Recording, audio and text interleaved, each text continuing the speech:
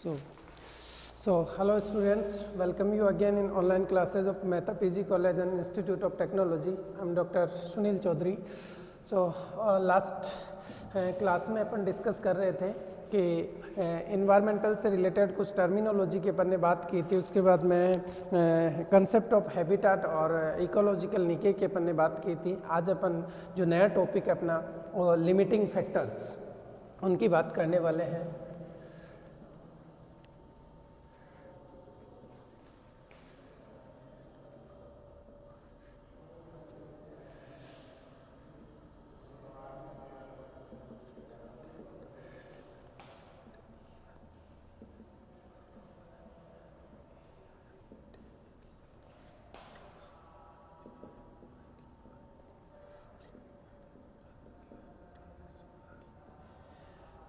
ठीक है, इन्वायरमेंटल और इथोलॉजी में अपन कुछ टॉपिक्स डिस्कस कर रहे थे। तो पहले इन्वायरमेंट के चल रहे थे। अपने इन्वायरमेंट में concept of habitat and ecological निके कल अपन ने डिस्कस किया था।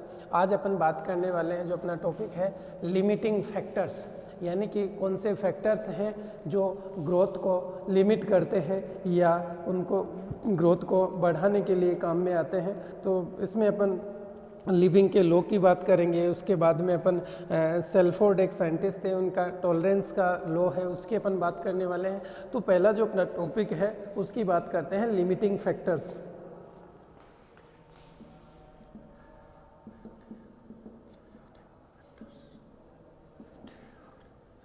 देखिए, लिमिटिंग फैक्टर्स किसे कहेंगे अपन। पहले अपन बात करें कि डेफिनेशन क्या हो सकती है लिमिटिंग फैक्टर्स की। तो लिमिटिंग फैक्टर्स किसे कहेंगे अपन। तो limiting factor is a resource और environmental condition which limits the growth, distribution और अबंडेंस। ठीक है, देखिए, विच लिमिट्स द ग्रोथ और डिस्ट्रीब्यूशन और अबंडेंस ऑफ एन ऑर्गेनिज्म और population within an ecosystem. ठीक है, तो डेफिनेशन, एक साइंटिफिक डेफिनेशन अपन लिमिटिंग फैक्टर्स की देते हैं। तो अपन कह सकते हैं कि limiting factor is a resource, limiting factor is a resource और environmental condition which limits the growth, distribution और अबंडेंस ऑफ एन ऑर्गेनिज्म और population within an ecosystem. ठीक है, इसके अलावा अपन अगर दूसरी डेफिनेशन देना चाहें कि लिमिटिंग फैक्टर्स क्या हो सकते हैं, तो देखिए, लिमिटिंग फैक्टर्स का मतलब, लिमिट का मतलब लिमिट्स, लिमिट में रखे किसको, ग्रोथ, डिस्ट्रीब्यूशन और अबंडेंस, उपलब्धता। देखिए, इन चीज़ों को जो लिमिट करता है उन फैक्टर्स को अपन बोलते हैं लिमिटिंग फैक्टर। तो लिमिटिंग फैक्टर क्या कर रहे हैं, limits the growth, distribution and abundance of an organism.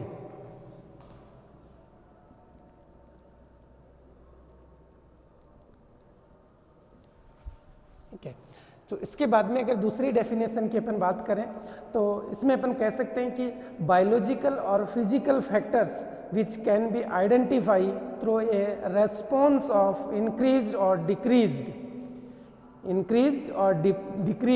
growth, abundance and distribution of a population।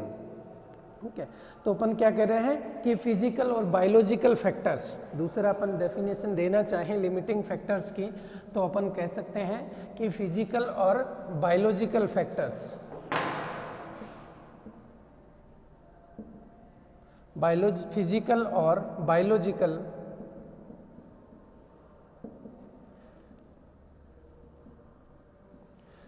Physical और बायोलॉजिकल फैक्टर्स जो कि किसी भी ऑर्गेनिज्म की ग्रोथ, एबंडेंस और डिस्ट्रीब्यूशन को इंक्रीज करने या डिक्रीज करने के लिए रेस्पॉन्सिबल होते हैं, उनको भी अपन बोलते हैं लिमिटिंग फैक्टर्स। ठीक है, या अपन जो लास्ट डेफिनेशन की बात करते हैं उसमें कह सकते हैं कि लिविंग जो साइंटिस्ट थे उनका जो लॉ है मिनिमम का, उसके अकॉर्डिंग जो सबसे मिनिमम, यानी कि मिनिमम एक तरीके से कह सकते हैं कि कोई मिनिमम क्वांटिटी में कोई भी फैक्टर मौजूद है तो वो क्या करता है, उसकी जो ग्रोथ है उसको कंट्रोल करता है। तो लिविंग एक साइंटिस्ट थे और सोइल में जो प्लांट्स हैं उन पे न्यूट्रिशन के बारे में वो अपनी स्टडी कर रहे थे, रिसर्च कर रहे थे। तो उन्होंने देखा कि कुछ फैक्टर्स ऐसे थे जो बहुत मिनिमम क्वांटिटी में प्रेजेंट थे, लेकिन वो उसकी ग्रोथ को इफ़ेक्ट कर रहे थे। तो फिर उन्होंने इसको नाम दिया कि कुछ फैक्टर्स ऐसे हैं जो ग्रोथ को लिमिट में रखते हैं, ग्रोथ को या डिस्ट्रीब्यूशन को या अबंडेंस को लिमिट में रखते हैं, उनको लिमिटिंग फैक्टर्स नाम देते हैं। ठीक है, तो अपने पास में 3 डेफिनेशंस आ गई। यानी फर्स्ट डेफिनेशन क्या कहती है? फर्स्ट डेफिनेशन के अकॉर्डिंग अपन कह सकते हैं कि limiting factor is an resource और environmental condition, resource and environmental condition which limits the growth, distribution और abundance of an organism or a population in a ecosystem। एक इकोसिस्टम में जो भी पॉपुलेशन या ऑर्गेनिज्म रह रहे हैं उनकी ग्रोथ को, डिस्ट्रीब्यूशन को और अबंडेंस को लिमिट में रखते हैं, उसको अपन बोलते हैं लिमिटिंग फैक्टर्स। या फिर अपन ने कहा कि बायोलॉजिकल और फिजिकल और बायोलॉजिकल फैक्टर्स जो कि किसी भी पॉपुलेशन में या ऑर्गेनिज्म की ग्रोथ, एबंडेंस और डिस्ट्रीब्यूशन को इंक्रीज और डिक्रीज करने के लिए रेस्पॉन्सिबल होते हैं, उनको अपन लिमिटिंग फैक्टर्स बोलते हैं। इसके अलावा limiting factors are theorized under Liebig's law of minimum which state the growth is not controlled by the total amount of resource. यानी कि लिविंग क्या कर रहे थे कि जो ग्रोथ है वो टोटल जितने भी फैक्टर्स हैं उन पे डिपेंडेंट नहीं होती है। यानी कि जो सबसे कम मात्रा में है वहाँ लिमिट में है, मिनिमम मात्रा में जो प्रेजेंट है वहाँ वो इसकी ग्रोथ को कंट्रोल करता है। यानी जिसकी स्कार्सिटी है, सबसे कम मात्रा में जो प्रेजेंट है वो ग्रोथ को कंट्रोल करता है। तो ये कुछ डेफिनेशंस आती हैं अपने पास में लिमिटिंग फैक्टर्स की। तो पूरा कंक्लूजन अपन निकालना चाहें तो अपन कह सकते हैं कि जो ग्रोथ है उसको कंट्रोल करने के लिए जो सबसे मिनिमम मात्रा में प्रेजेंट है वो फैक्टर पूरी ग्रोथ को कंट्रोल करता है। ठीक है,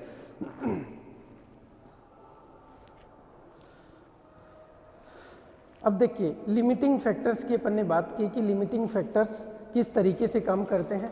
तो इसके लिए एक साइंटिस्ट थे लिविंग, उन्होंने अपना काम किया था। अभी जैसे मैं बता रहा था वो प्लांट और सोइल में रिलेशनशिप देख रहे थे, प्लांट्स में सोइल में क्या क्या न्यूट्रिशंस हैं वो किस तरीके से प्लांट्स को इफ़ेक्ट करते हैं, उस पर उनकी स्टडी चल रही थी।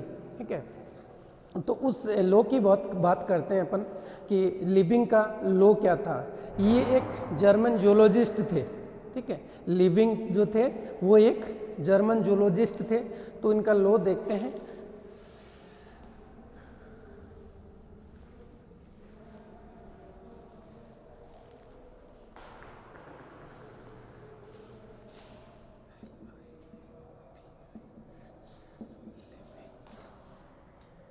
Law of minimum.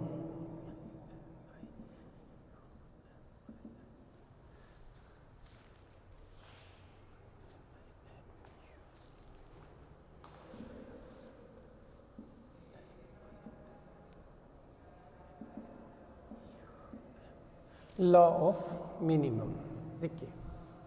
ठीक है, तो ये एक जर्मन जूलॉजिस्ट थे। तो ये अपना मिनरल्स का रोल देख रहे थे कि प्लांट्स की ग्रोथ में जो मिनरल्स हैं या साल्ट्स हैं उनका क्या इफ़ेक्ट होता है, उस पे ये अपना रिसर्च कर रहे थे। ठीक है, तो इन्होंने एक अपनी जो भी कहते हैं रिसर्च को पब्लिश किया, तो एक बुक के फॉर्मेट में किया और उसमें और उसका नाम रखा organic chemistry and its application to agriculture and physiology. तो इनकी जो बुक थी लिविंग की,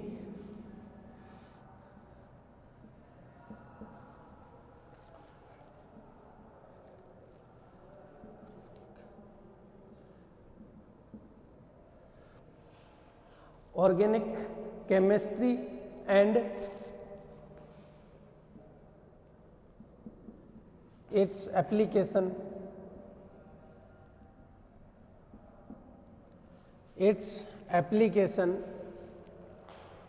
application to agriculture and application to agriculture and physiology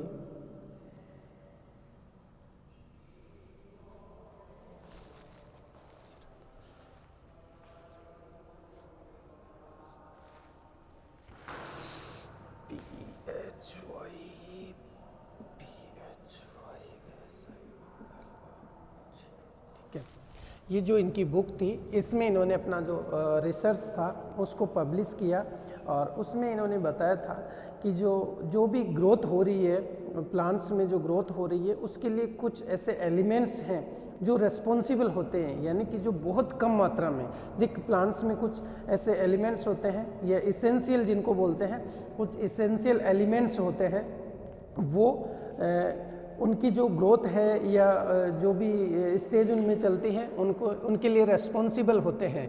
तो यहाँ लिबिंग ने जब देखा कि कुछ ऐसे एलिमेंट्स जो बहुत कम मात्रा में है, यानी उनकी स्कार्सिटी है वहाँ पे, तो वो उसकी ग्रोथ को इफ़ेक्ट करते हैं। ठीक है, आपने कई बार प्लांट्स में देखा होगा कि कुछ प्लांट्स बहुत छोटे रह जाते हैं साइज़ के, यानी कि उनकी उसमें लीव्स देखेंगे तो येलोइश कलर की हो जाएंगी, उनके फ्रूट्स भी अजीब तरीके के लगते हैं, यानी कि जो शेप साइज़ जो होनी चाहिए थी वो नहीं ले पाते।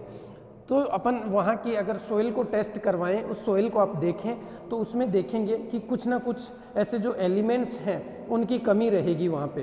तो उन एलिमेंट्स की कमी की वजह से उस प्लांट्स में रेगुलर ग्रोथ नहीं हो पाती या रेगुलर फ्लोरिंग या जो फ्रूटिंग है वो नहीं हो पाती। तो इस जो भी न्यूट्रिशन है वहाँ कम मात्रा में रहते हैं या सबसे जो मिनिमम क्वांटिटी में प्रेजेंट हैं वो उसकी ग्रोथ को इफ़ेक्ट करते हैं। तो इस लॉ को बोलते हैं लॉ ऑफ मिनिमम। ठीक है, livings law of minimum. Living जो साइंटिस्ट थे, मैंने कहा जर्मन साइंटिस्ट थे, और ये सोइल में प्लांट्स में मिनरल और न्यूट्रिशंस के बीच में रिलेशनशिप देख रहे थे।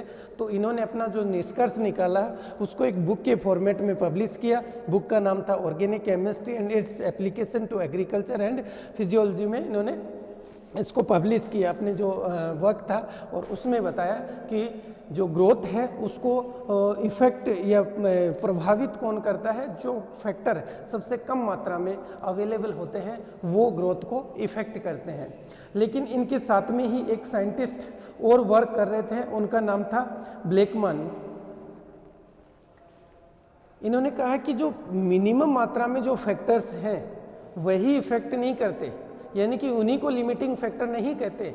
कुछ फैक्टर्स ऐसे हैं जो बहुत ज़्यादा मात्रा में होते हैं, वो भी उसके लिए लिमिट का काम करते हैं। मान के चलिए कि कोई फैक्टर, अभी अपन बात कर रहे हैं कि कुछ न्यूट्रिएंट्स ऐसे हैं जो कम मात्रा में अवेलेबल हैं, ठीक है, या उनकी स्कार्सिटी है। ठीक है, देखिए प्लांट के लिए कुछ इस पे इसेंशियल माइक्रोन्यूट्रिएंट्स होते हैं, लेकिन अगर उनकी मात्रा को बढ़ा दिया जाए, ठीक है, एक ऑप्टिमम रेंज रखी जाती है तो ग्रोथ अच्छी होती है, लेकिन उनकी अगर मात्रा को बढ़ा दें तो वो ग्रोथ रुक जाती है। तो इसका मतलब क्या हुआ कि अगर ज़्यादा मात्रा में लिमिटिंग ये फैक्टर्स अवेलेबल है तो भी ग्रोथ इफेक्ट होती है, और कम मात्रा में है तो भी ग्रोथ इफेक्ट होती है। तो अपन ये नहीं कह सकते कि जो मिनिमम मात्रा में है वही लिमिटिंग फैक्टर होगा, जो मैक्सिमम मात्रा में है वो भी लिमिटिंग फैक्टर हो सकता है। तो ये साइंटिस्ट थे एक ब्लेकमैन, इनके साथ में ही काम कर रहे थे F. ब्लेकमैन।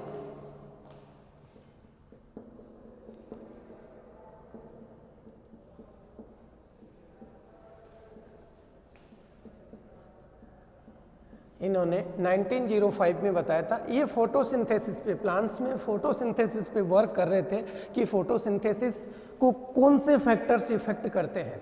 फोटोसिंथेसिस को इफेक्ट करने वाले फैक्टर्स को देख रहे थे, तो तब इन्होंने बताया कि जैसे फोटोसिंथेसिस के लिए एक लाइट की इंटेंसिटी, एक इंटेंसिटी फिक्स इंटेंसिटी है कि उसमें फोटोसिंथेसिस बहुत अच्छा होता है, लेकिन अगर उसको रेगुलरली आप बढ़ा रहे हैं, फोटोसिंथेसिस के लिए लाइट इंटेंसिटी को बढ़ाते जा रहे हैं, धीरे धीरे बढ़ाएंगे तो एक ऑप्टिमम रेंज पर आकर फोटोसिंथेसिस रुक जाता है, उसके बाद में फिर फोटोसिंथेसिस नहीं होता। तो यानी कि अगर उसको बहुत ज़्यादा कर देते हैं, आप मैक्सिमम लेवल पे पहुंचा देते हैं, तो वो फोटोसिंथेसिस को रोक देता है। ठीक है। तो इसका मतलब क्या हुआ कि जो मिनिमम है वही नहीं, जो मैक्सिमम है वो भी एक लिमिटिंग फैक्टर की तरह काम कर सकता है। तो ब्लेकमैन ने यही बताया था, लिविंग को इन्होंने ये बताया कि भाई जो लिमिटिंग है, यानी कि जो मिनिमम है वही लिमिट नहीं करता, जो मैक्सिमम है वो भी लिमिट कर सकता है, यानी कि ग्रोथ को या डिस्ट्रीब्यूशन को रोक सकता है। तो इन्होंने अपना फोटोसिंथेसिस पे वर्क किया और फोटोसिंथेसिस को जो इफेक्ट करने वाले फैक्टर्स थे, मान के चलिए जैसे CO2 है, इन्होंने देखा कि CO2 को H2O जो यूज हो रहा है और लाइट, इन फैक्टर्स पे इन्होंने काम किया। तो अगर मान के चलिए देखिए प्लांट्स को क्या CO2 कहाँ से लेते हैं, इन्वायरमेंट से CO2 ले रहे हैं। इन्वायरमेंट में अगर आप देखेंगे तो 0.03% CO2 मौजूद है और उस CO2 को ये जो प्लांट्स हैं वो फोटोसिंथेसिस के रूप में यूज कर रहे हैं, ठीक है। इसी तरीके से जैसे नाइट्रोजन है, 78% नाइट्रोजन प्रेजेंट है, तो बहुत ज़्यादा मात्रा में है, लेकिन प्लांट्स उसको यूज नहीं कर पाते पूरे को। तो यहाँ इन फैक्टर्स पे उन्होंने देखा कि अगर CO2 की मात्रा बढ़ा दी जाए, बहुत ज़्यादा कर दें, या लाइट की इंटेंसिटी को अपन बहुत ज़्यादा कर दें, लाइट इंटेंसिटी बढ़ा देंगे, तो एक रेंज के बाद में फोटोसिंथेसिस रुक जाएगा, फोटोसिंथेसिस नहीं होगा। तो ये जो फैक्टर्स थे, यानी कि जो मिनिमम नहीं मैक्सिमम अवेलेबल होते हैं, वह भी लिमिट की तरह काम करते हैं, ग्रोथ को रोकते हैं, ठीक है। ये ब्लेकमैन जो साइंटिस्ट थे उन्होंने बताया था। उन्होंने देखिए एक लेवल देखा, एक ग्राफ प्लॉट किया था, उसमें इन्होंने बताया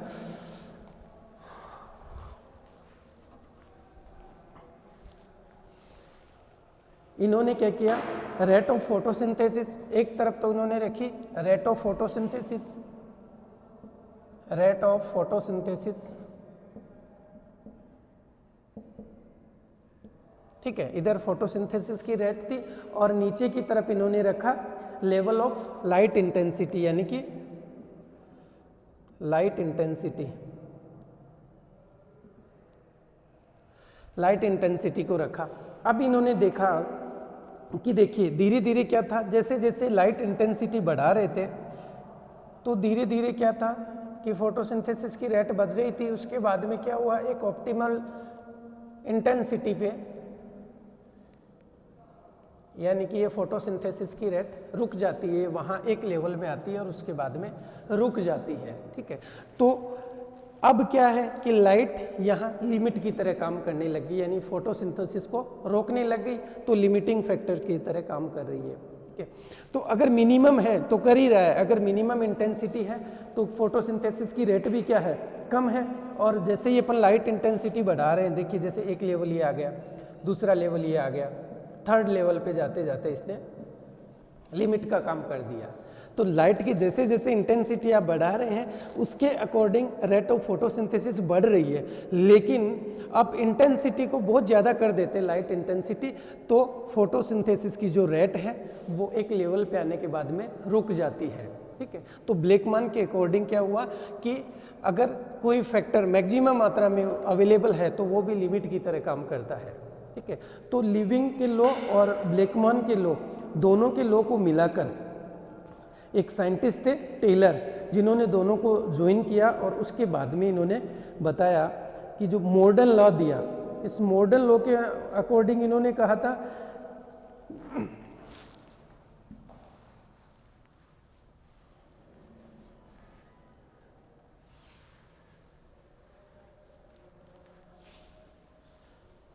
यानी कि modern living law of minimum. तो लिविंग ने क्या कहा था कि स्टेट कंडीशन में जो फैक्टर्स हैं, अवेलेबल जो फैक्टर्स हैं वो मिनिमम अमाउंट में होते हैं तो लिमिट करते हैं। और ब्लेकमैन ने क्या कहा कि ब्लेकमैन ने कहा कि मिनिमम के अलावा जो मैक्सिमम फैक्टर्स हैं वो भी लिमिट की तरह काम करते हैं। तो इन्होंने टेलर जो साइंटिस्ट थे, इन्होंने दोनों को जोड़ के कहा कि जो फैक्टर्स हैं मिनिमम या मैक्सिमम लेवल पर अवेलेबल हैं वो दोनों ही इसको इफेक्ट करते हैं, ग्रोथ को, डिस्ट्रीब्यूशन को और अबेंडेंस को, तो उनको अपन बोलते हैं लिमिटिंग फैक्टर्स, ठीक है। चलिए अब अपन देखते हैं कि लिमिटिंग फैक्टर्स के लिए कुछ प्रिंसिपल्स ऐड किए थे जो मॉडर्न लिविंग लॉ था उसके अकॉर्डिंग। तो उसके अकॉर्डिंग अपन समझने की कोशिश करते हैं कि कौन कौन सी कंडीशंस को किस तरीके से अगर अप्लाई किया जाए तो ये लिमिटिंग फैक्टर की तरह काम करते हैं।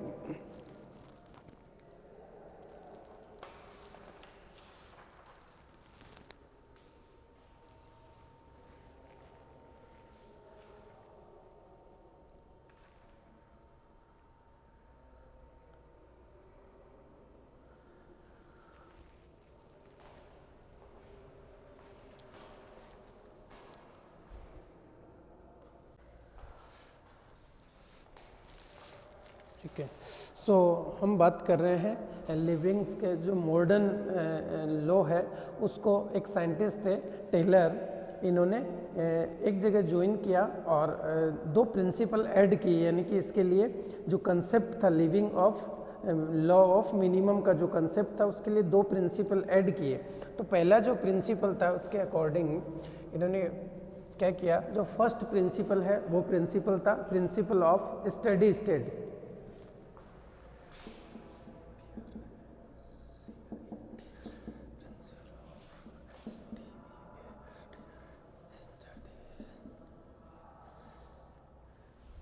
स्टडी स्टेट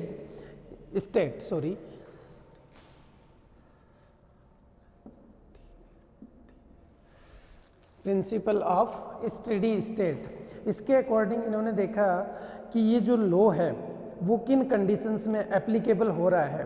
तो इन्होंने इसके लिए एक एग्जांपल लिया कि कोई पॉन्ड है, मान के चलिए एक तालाब है, उसमें CO2 लेवल इन्होंने देखा कि तालाब में जो CO2 है, CO2 मेजर लिमिटिंग फैक्टर है वहाँ पे, ठीक है। और वहाँ अगर देखा जाए तो सप्लाई यानी CO2 जो आ रही है, कोई डिकेइंग ऑर्गेनिज्म है, कोई मैटर है, क्योंकि पॉन्ड में वो सब चलता रहता है, डिकेइंग ऑर्गेनिज्म भी मर रहे हैं, कुछ सड़े गले पत्ते भी आ रहे हैं, तो इसका मतलब CO2 भी वहाँ आ रहा है। तो एक तरीके से वहाँ क्या है, इक्विलिब्रियम स्थापित है, यानी कि साम्यता स्थापित है। अब क्या है, धीरे धीरे मान के चलिए वहाँ कुछ फैक्टर्स जैसे लाइट है, नाइट्रोजन है, फास्फोरस है, कैल्शियम है, ये भी अबेंडेंट हैं, वहाँ पे पर्याप्त मात्रा में मौजूद हैं, ठीक है। लेकिन अचानक क्या है कि जैसे CO2 इंक्रीज हो जाए, ठीक है, तो CO2 इंक्रीज हो जाएंगे तो प्लांट्स में प्रोडक्टिविटी भी इंक्रीज हो जाएगी। मैंने क्या कहा, अभी आपको बताया कि कोई फैक्टर्स मिनिमम है वो भी इफेक्ट कर रहा है और मैक्सिमम है तो भी इफेक्ट कर रहा है। तो ब्लेकमैन ने यही तो कहा था कि कोई जो फैक्टर है, तो यहाँ जैसे CO2 क्या कर रहा है, पॉन्ड में CO2 का लेवल बढ़ रहा है, इंक्रीज बढ़ रहा है, तो प्लांट्स में प्रोडक्टिविटी भी बढ़ रही है, ठीक है, यानी फोटोसिंथेसिस की रेट प्लांट्स में क्या हो रही है, बढ़ रही है, तो प्रोडक्टिविटी यहाँ इंक्रीज होती है, ठीक है। लेकिन अब क्या है, जैसे जो फैक्टर है प्लेंटी यानी बढ़ते जाएंगे और बढ़ता जाएगा, देन अब क्या होगा, वो लिमिटिंग फैक्टर की तरह, अब उस पॉन्ड में क्या है, CO2 लिमिटिंग फैक्टर की तरह काम करने लग जाएगी। अभी तक क्या था कि उसमें इक्विलिब्रियम था, इक्विलिब्रियम यानी कि डिकेइंग जो भी ऑर्गेनिक मटेरियल्स थे, एनवायरमेंटल CO2 थी, वो सब उसको इक्विलिब्रियम में बनाए मेंटेन करने के लिए मेंटेन कर रहे थे। लेकिन धीरे धीरे CO2 का इक्विलिब्रियम CO2 लेवल बढ़ रहा है तो इक्विलिब्रियम वहाँ चेंज हो जाएगा। तो जैसे इंक्रीज होगा तो इसका मतलब प्रोडक्टिविटी बढ़ेगी, लेकिन एक लेवल तक, उसके बाद में वो क्या करेगा, लिमिटिंग फैक्टर की तरह काम करने लग जाएगा। तो ये प्रिंसिपल क्या कहता है, स्टडी स्टेट यानी स्थिर अवस्था में। दूसरा इन्होंने कहा प्रिंसिपल ऑफ फैक्टर इंटरेक्शन, यानी कि इन्होंने दूसरा जो प्रिंसिपल दिया उसमें कुछ चीज़ें और बताई कि कुछ फैक्टर्स ऐसे हैं जो अगर मिनिमम में है और कुछ मैक्सिमम नंबर में है तो वो उनको क्या कर लेते हैं, चेंज कर देते हैं, यानी कि वो एक दूसरे फैक्टर को चेंज कर देते हैं। जो हाई अमाउंट में है वो मिनिमम अमाउंट में है उसको मॉडिफाई कर देता है, उसको मॉडिफाई कर देगा, या उसका जो लिमिटिंग इफेक्ट है, दूसरे फैक्टर का जो लिमिटिंग इफेक्ट है उसके अकॉर्डिंग काम करने लग जाता है। तो इसके लिए इन्होंने बताया था कि मोलस्का का जो सेल है, मोलस्का में जैसे आता है पाइला का जो सेल है वो किसका बना होता है, कैल्शियम कार्बोनेट का बना हुआ है। तो अगर कैल्शियम क्या है, इन्वायरमेंट में लेस है और मान के चलिए स्ट्रोंशियम वहाँ अबेंडेंट है, तो देन वो क्या करेगा, स्ट्रोंशियम कैल्शियम की जगह सब्स्टिट्यूट के रूप में काम करने लग जाएगा। तो दूसरा अपना जो प्रिंसिपल है वो क्या कहता है,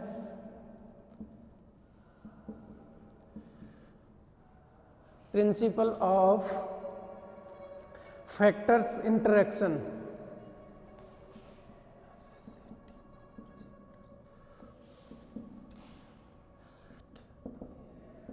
फैक्टर इंटरेक्शन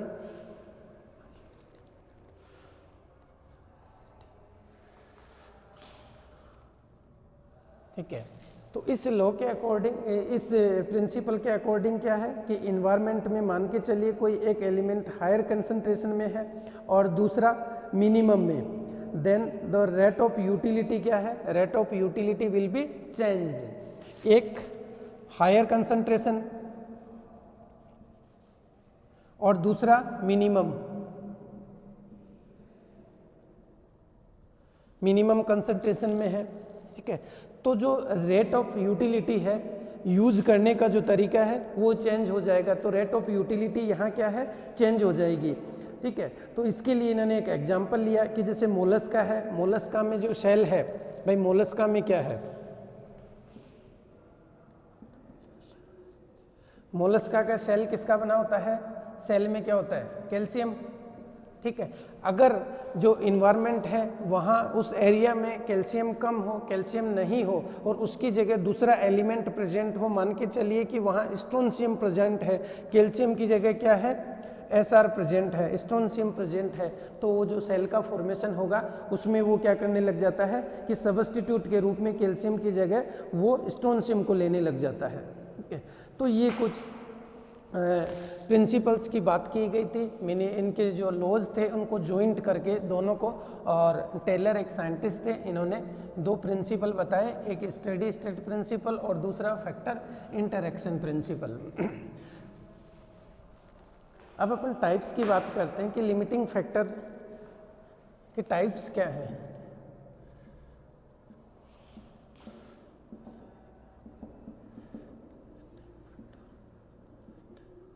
ठीक है, तो लिमिटिंग फैक्टर्स को अपन दो तरीके से डिवाइड करते हैं। पहला क्या है, density dependent factor.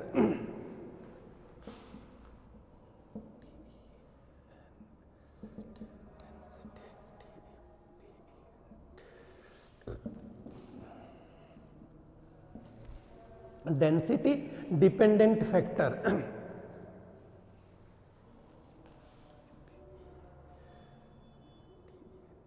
Density dependent factor, ठीक है। देखिए इस फैक्टर के according density dependent factors are those factors which affect on a population is determine the total size of population, यानी कि जो टोटल पॉपुलेशन है उस टोटल पॉपुलेशन को इफेक्ट कर रहा है, ठीक है। डेंसिटी का मतलब होता है जनघनत्व। जैसे मान के चलिए कि अपन डेंसिटी की बात करते हैं कि जो अपना सेंसस चलता है उसमें कि कितनी डेंसिटी है, कितने एरिया में कितने लोग रह रहे हैं, तो उसको डेंसिटी निकालते हैं उस तरीके से अपन। तो यहाँ भी वही बात कर रहे हैं कि डेंसिटी डिपेंडेंट फैक्टर, यानी कि तो डेंसिटी कहाँ होगी, जब पॉपुलेशन होगी टोटल। तो density dependent factors are those factors which affect on a population is determined by the total size of population. Total population size की बात कर रहे हैं यहाँ। जैसे देखिए आप प्रीडेशन एंड डिजीज की बात करें, predation and disease as well as a resource availability are all example of density dependent factors. यानी डिजीज है कोई या प्रीडेशन, ये डेंसिटी डिपेंडेंट फैक्टर्स की तरह काम करते हैं। मान के चलिए जैसे कोई एग्जांपल लेते हैं अपन डिजीज़ का, कि कोई डिजीज़ है, जैसे अभी कोविड-19 चल रहा है, तो ये डिजीज़ है, ये कितना क्विक स्प्रेड हो रहा है, पूरे डेंसिटी जहाँ घनत्व ज़्यादा है वहाँ ये ज़्यादा फैलेगा। तो ये डिपेंड करता है डेंसिटी पे। तो जो पॉपुलेशन की डेंसिटी है वो इफ़ेक्ट करेगी, तो जल्दी से उस एरिया में डिजीज़ फैल जाएगी। दूसरा जो फैक्टर है वो डेंसिटी इंडिपेंडेंट फैक्टर।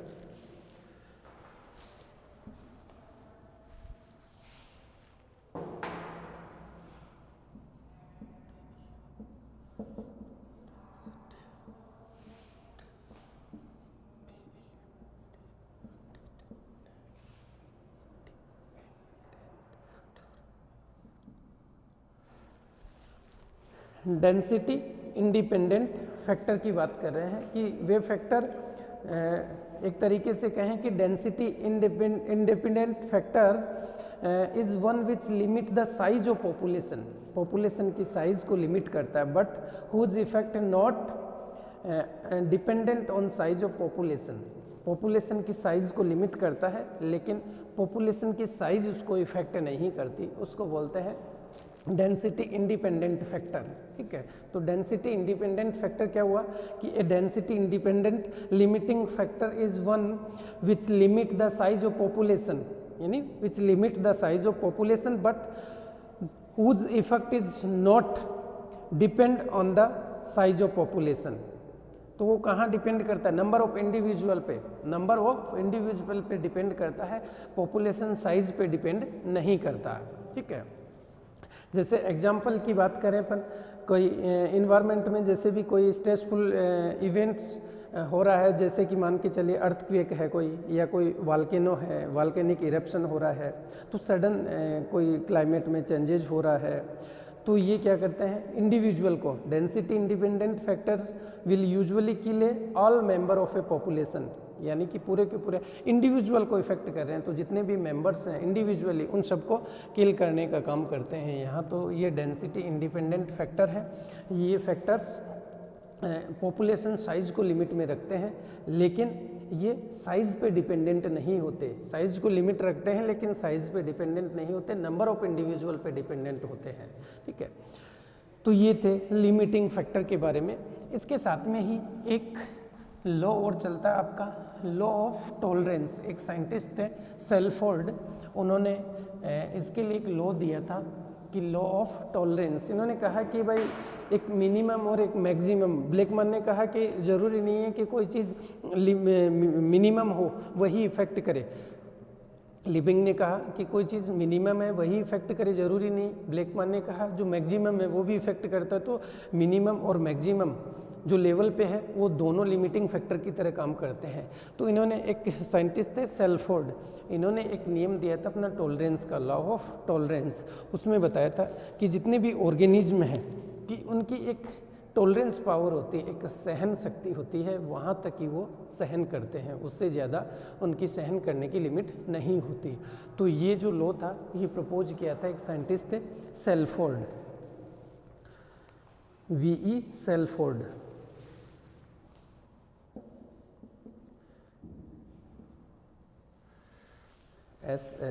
SHELFORD, सेल्फोर्ड्स। इन्होंने 1913 में इस लॉ को प्रपोज किया था। ठीक है, 1913 में इस लॉ को प्रपोज किया था, और इस लॉ के अकॉर्डिंग देखिए अपन बात कर रहे हैं कि इस लॉ में इन्होंने क्या बताया था कि जो सेल्फोर्ड का लॉ है, इस लॉ के अकॉर्डिंग कि कोई भी ऑर्गेनिज्म है एक लिमिट तक सहन कर सकता है, उसके बाद में वो सहन नहीं कर पाएगा।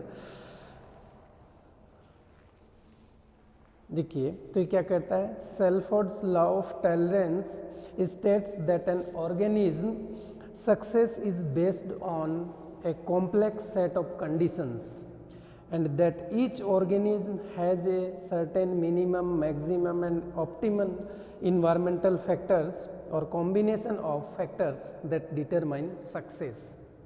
यानी कि इस फैक्टर के अकॉर्डिंग अपन बात करें कि law of tolerance, law of tolerance, law of tolerance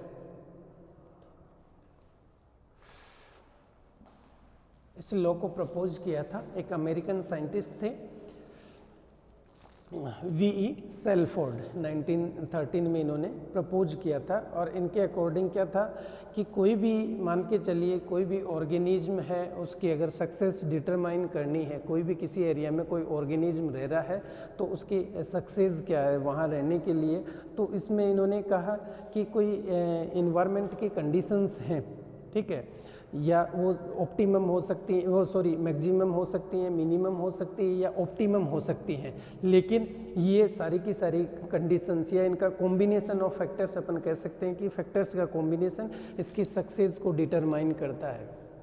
ठीक है, तो according to the law of tolerance population have optimal survival conditions within critical minimal और maximal threshold। तो एक तरीके से अपने पास में एक लाइन निकल के आती है कि जो भी पॉपुलेशन है या जो भी ऑर्गेनिज्म है उनके लिए क्या है, एक ऑप्टिमल सर्वाइवल कंडीशंस।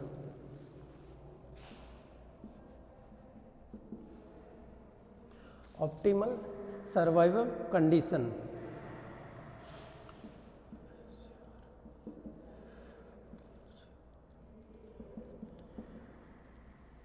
ठीक है।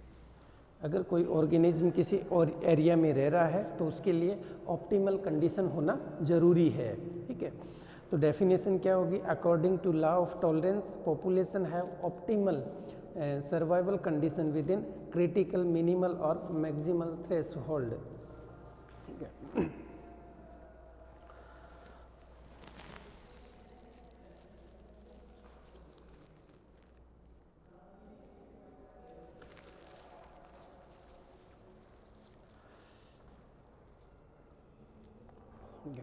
चलिए, तो इन्होंने भी एक ग्राफ प्लॉट किया था और उस ग्राफ के थ्रू अपन समझने की कोशिश करते हैं कि कौन सी कंडीशंस हैं जो ऑप्टिमम हैं और उस कंडीशन तक ऑर्गेनिज्म सरवाइव करता है।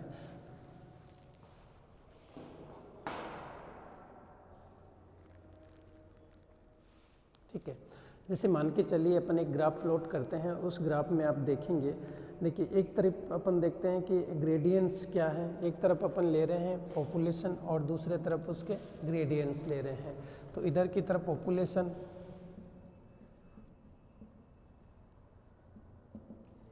ये इधर पॉपुलेशन है और इधर नीचे की तरफ ग्रेडियंट है।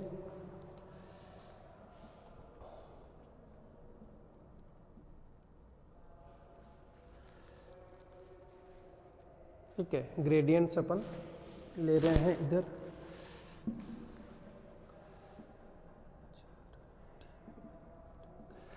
इधर लो और इधर हाई, ठीक है। एक तरफ लो ग्रेडियंट है और दूसरी तरफ हाई ग्रेडियंट है। अब देखते हैं इसके अलग अलग जोन्स में कि क्या रेंज है इसकी। तो यहाँ देखेंगे, देखिए 3 अपन इसके जोन्स बना देते हैं।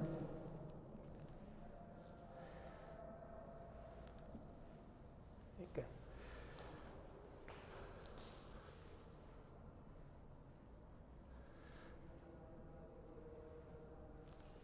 चलिए ठीक है। तो देखिए ये जो फर्स्ट वाला जोन है वो जोन ऑफ इनटॉलरेंस, यानी कि यहाँ मान लीजिए कोई भी कंडीशंस हैं वो मिनिमम है। इधर की तरफ वाली जो कंडीशंस हैं या कोई भी फैक्टर है वो मैक्सिमम है, ठीक है। और बीच का जो एरिया है यानी कि रेंज ऑफ ऑप्टिमम, इसको बोलते हैं अपन रेंज ऑफ ऑप्टिमम।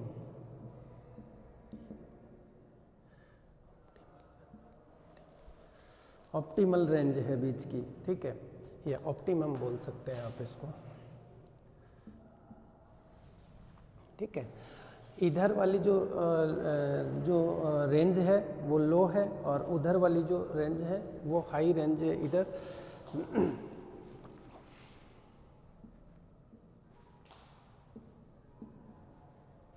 ठीक है, अब देखिए यहाँ मान के चलिए कोई भी फैक्टर्स हैं तो इफेक्ट कर रहा है। तो जो ये ऑर्गेनिज्म का एक तरीके से मैक्सिमम जो ऑप्टिमल रेंज है, तो यहाँ से जब कोई भी फैक्टर्स लिमिटिंग में है तो यहाँ इनकी सर्वाइवल कंडीशंस भी लिमिट में होंगी। लेकिन ये जो रेंज है धीरे धीरे ये जो फैक्टर है ऑप्टिमम है और उसके बाद में एक कंडीशन ऐसी आएगी, उसके बाद में